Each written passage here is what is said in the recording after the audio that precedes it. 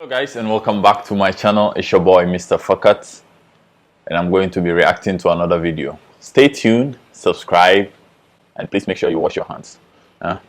Let's wash our hands. COVID is real, but most importantly, sanitation is also very, very important. Yalla, let's get in the video. Mr. Fakat. Thanks for subscribing.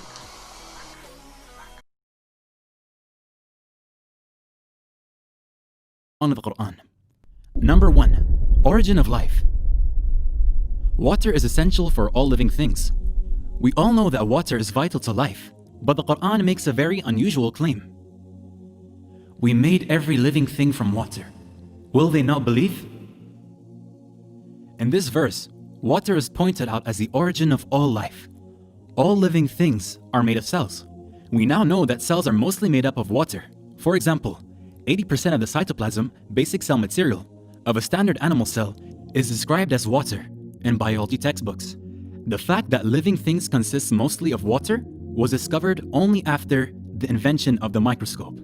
In the deserts of Arabia, the last thing someone would have guessed is that all life came from water. Number 2. Iron. Iron is not natural to the earth. It did not form on the earth but came down to earth from outer space. This may sound strange, but it's true. Scientists have found that billions of years ago, the earth was struck by meteorites. These meteorites were carrying iron from distant stars, which had exploded.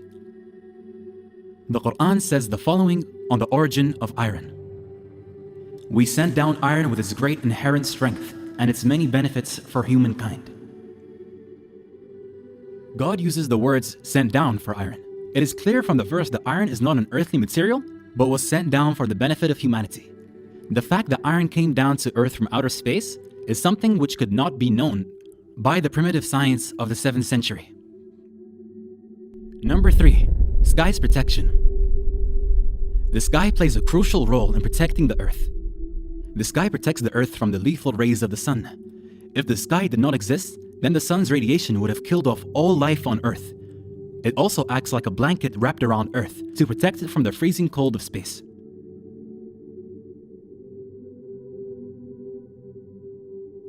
If this temperature was to reach Earth, then the planet would freeze over instantly. The sky also protects life on Earth by warming the surface through heat retention, greenhouse effect, and reducing temperature extremes between day and night. These are some of the many protective functions of the sky. The Quran asks us to consider the sky in the following verse. We made the sky a protective ceiling, and yet they are turning away from our signs. The Quran points to the sky's protection as a sign of God. The protective properties of the sky were discovered by scientific research conducted in the 20th century. Number 4. Mountains. The Quran draws our attention to a very important characteristic of mountains. Did we not make the earth as a resting place and the mountains as stakes? The Quran indicates that mountains have deep roots by using the word stakes to describe them. In fact, mountains do have deep roots, and the word stakes is an accurate description for them. A book titled Earth by geophysicist Frank Press explains that mountains are like stakes and are buried deep under the surface of the earth. Mount Everest, the height of which is approximately 9 kilometers above ground, has a root deeper than 125 kilometers.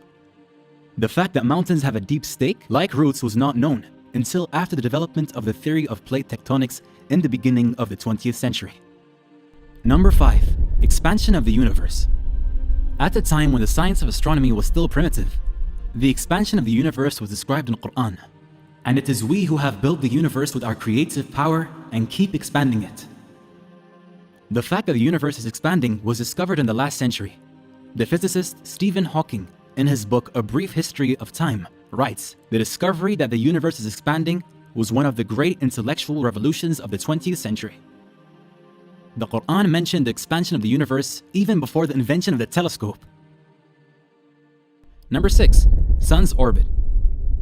In 1512, the astronomer Nicholas Copernicus put forward his theory that the sun is motionless at the center of the solar system and that the planets revolve around it. The belief that the sun is stationary was widespread amongst astronomers until the 20th century. It is now a well-established scientific fact that the sun is not stationary but is moving in an orbit around the center of our Milky Way galaxy.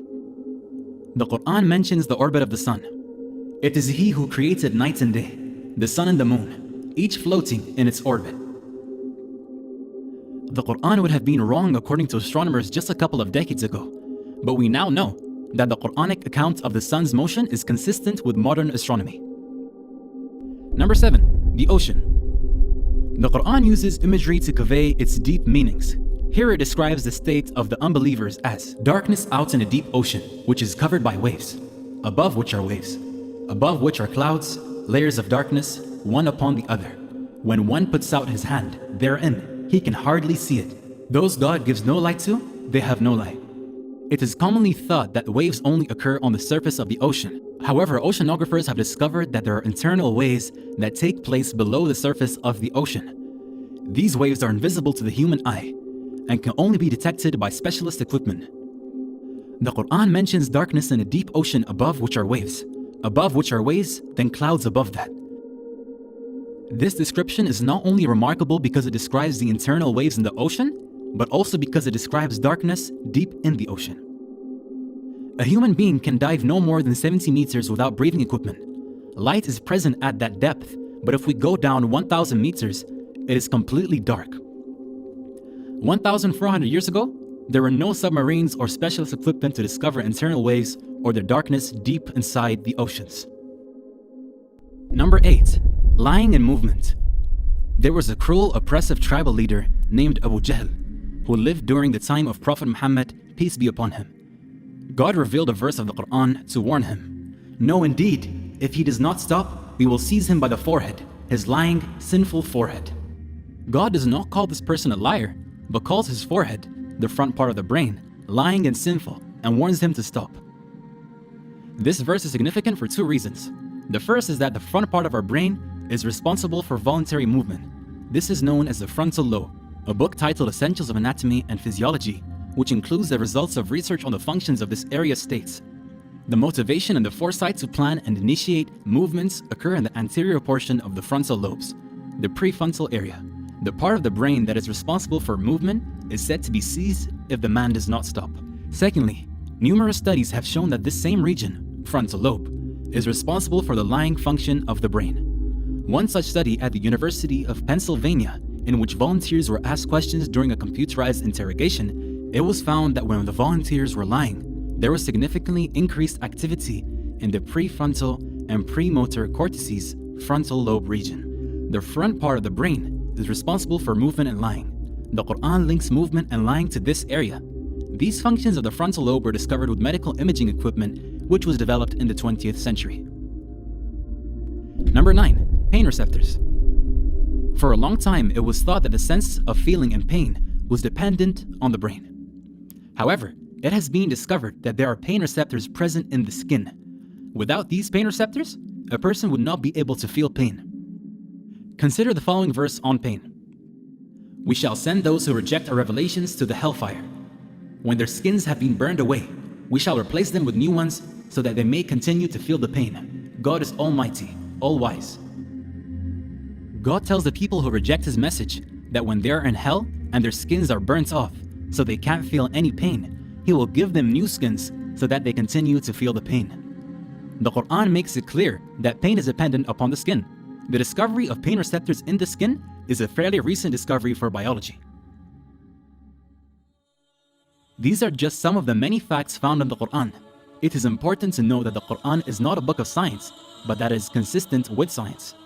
To claim that scientific facts in the Quran are due to coincidence would be irrational.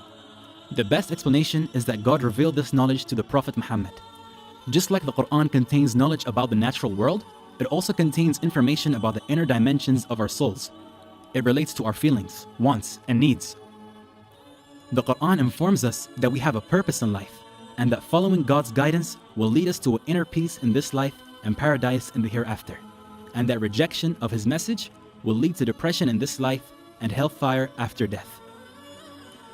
We shall show them our signs in the universe and within themselves, until it becomes clear to them that this is the truth. Is it not enough that your Lord is the witness of all things?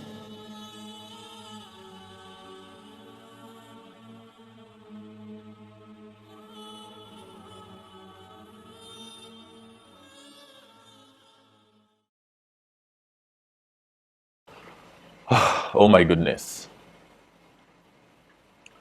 What can I say? I don't see how anyone could say these are all lies when the facts have been shown.